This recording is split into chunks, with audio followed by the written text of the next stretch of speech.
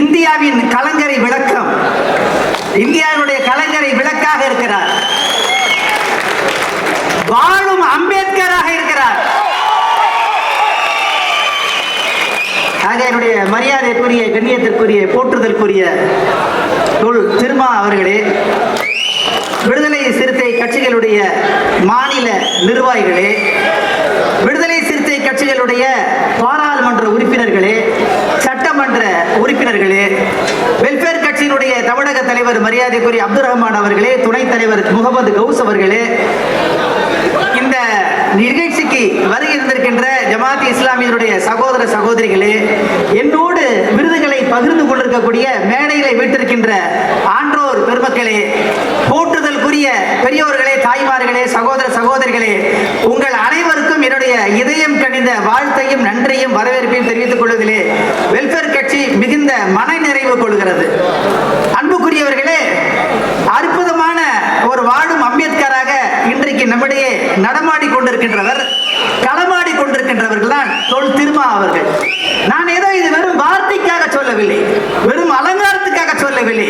Welfare கட்சியினுடைய மிகப்பெரிய மாநாடு கேரளா, ஆந்திரா, தெலுங்கானா, கர்நாடகா போன்ற இடங்களில் எல்லாம் அவர் பங்கு பெற்றவர். அங்கிருக்க தோழர்களுடைய உள்ளங்களை கவர்ந்தவர். எனவே இன்று முதல் தயவு செய்து அவரை தமிழன் என்று ஒதுக்கிவிட வேண்டாம், குறுக்கிவிட வேண்டாம், இந்தியனாக உயர்வுத்துவோம்.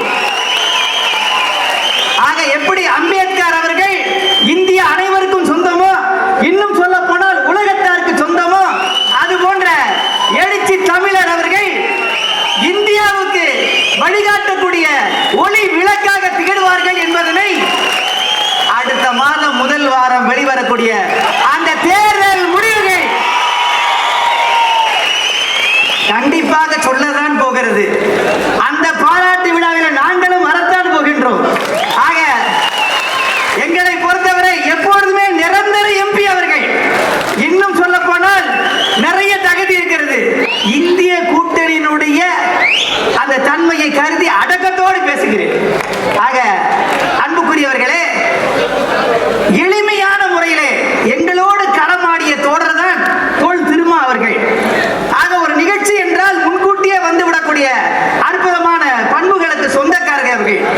ஆக இன்றைக்கு இவ்வளவு பெரிய மக்கள் திரளை கட்டுப்படுத்தி கொண்டு வரக்கூடிய ஒரு ஒப்பற்ற சக்தியாக, ஒப்பற்ற மையப்புள்ளியாக தோழர் தோல் திருமா அவர்கள் இருந்து கொண்டிருக்கின்றார்கள். அன்புக்குரியவர்களே, ஆக ஒரு புறத்திலே தலிதுகளும் அவர்களை நேசிக்கின்றார்கள், இஸ்லாமியர்களும் நேசிக்கின்றார்கள், கிறிஸ்தவர்களும் நேசிக்கின்றார்கள்.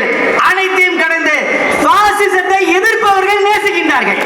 அதுதான் முக்கியமான புள்ளி. ஆக இன்றைக்கு இந்திய அரசியலிலே ரெண்டு புள்ளிகள் தான் பேசப்பட வேண்டும்.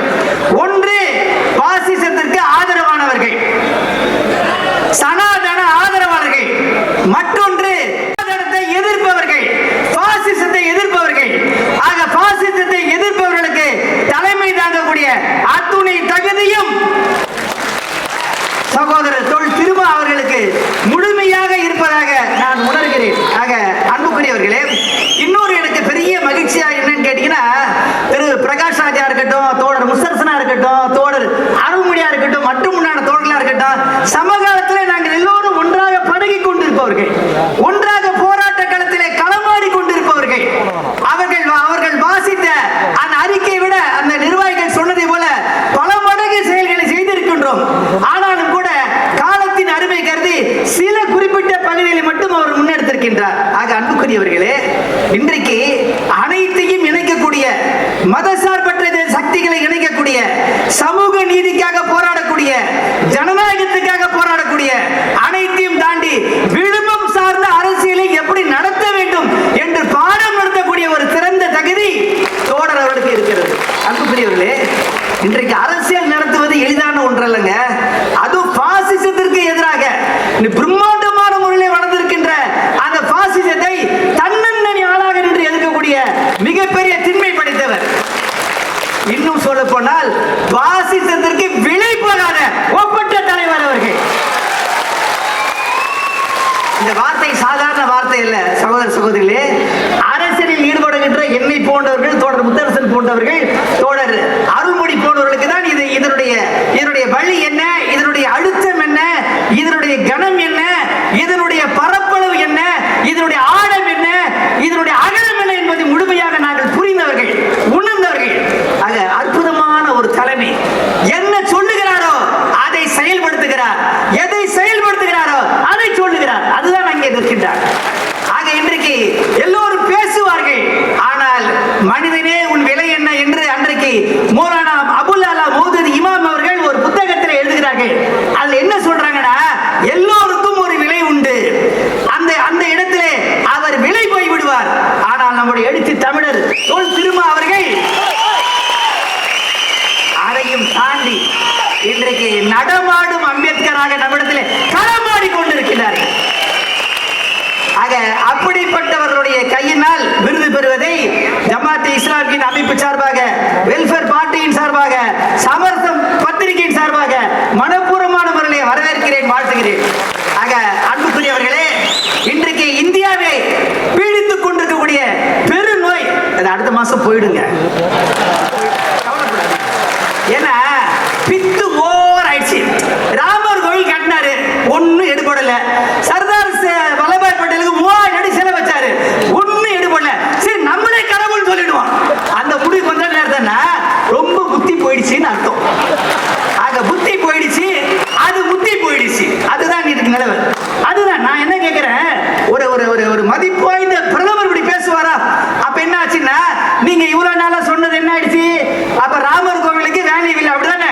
இல்ல நானே கடவுள். எப்பவுமே பாசிசம், சர்வாதிகாரம் இதெல்லாம் ஒரே விதமான குணங்கள் தாங்க. உலக வரலாறு எடுத்து பார்த்தீங்கன்னா இது ஒரே மாதிரி தான் செயல்படுவாங்க.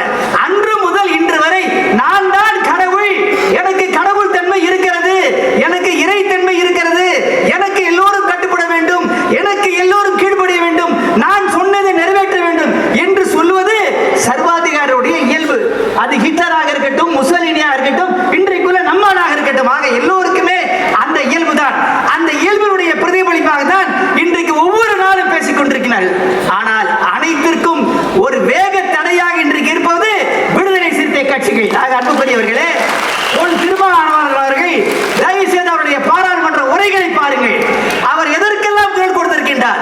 ஆர்டிகல் 370 எதிராக ஒற்றை மனிதராக இருந்து களமாடி இருக்கின்றார். பொது சிவில் சட்டத்துக்கு எதிராக களமாடி இருக்கின்றார். அது ஆணித்தரமான வாதம்.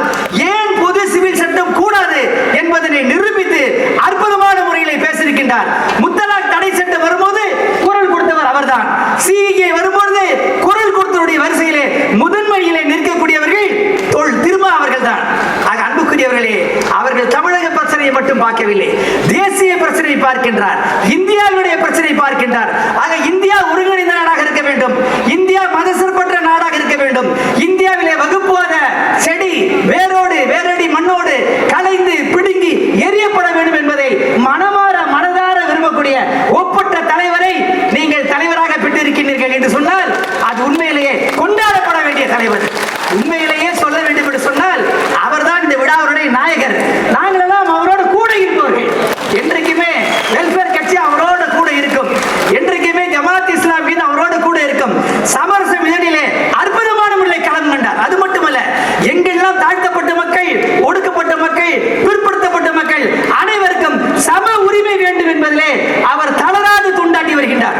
கல்வியிலே உரிமை வேண்டும், பொருளாதாரத்திலே உரிமை வேண்டும், ஆட்சி அதிகாரத்திலே உரிய பங்களிப்பு வேண்டும். ஆக இதற்காக பிரதித்துவ விகிதாச்சாரம் தான் சிறந்த தீர்வு என்பதனை அற்புதமான முறையில் சொல்லி இருக்கின்றார்கள். ஆக அதை நோக்கி நகர்த்த வேண்டும் என்று சொன்னால் இன்றைக்கு நம்முடைய தமிழக தலைவரை இந்திய தலைவராக நாம் கொண்டாட வேண்டும். எழுச்சி தமிழரை எழுச்சி இந்தியராக கொண்டாட வேண்டும், வாழும் அம்பேத்கராக கொண்டாட வேண்டும். காலத்தினுடைய அருமையை கருதி வாய்ப்பளித்த நல்ல உள்ளங்களை நன்றி தெரிவித்து விட்டு இந்த சிறப்பு மிகுந்த விருதுகளை பெறக்கூடிய ஒரு வாய்ப்பை எனக்கு கொடுத்ததற்காக வெல்ஃபேர் பார்ட்டி ஆஃப் இந்தியாவின் சார்பாக, ஜமாத் இஸ்லாமியின் தமிழகத்தின் சார்பாக, சமரசம் பத்திரிகையின் சார்பாக, எல்லாவற்றுக்கும் மேலாக உங்கள் சார்பாக எனது இதயமார்ந்த நெஞ்சார்ந்த நன்றியினை தெரிவித்து விட்டு விடைபெறுகிறேன். நன்றி.